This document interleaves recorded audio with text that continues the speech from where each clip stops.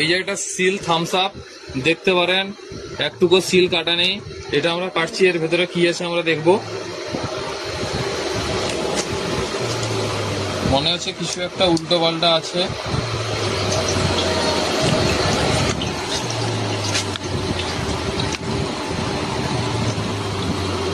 টিকটিকি।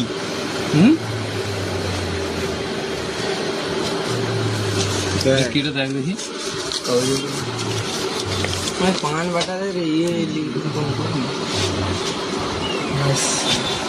এটা কি দেখতে পাচ্ছেন আপনারা? Cold drinks original Thums Up. Pin রেটও দেখতে পারেন। এই যে এক্সপায়ারি ডেট সবকিছুই আছে।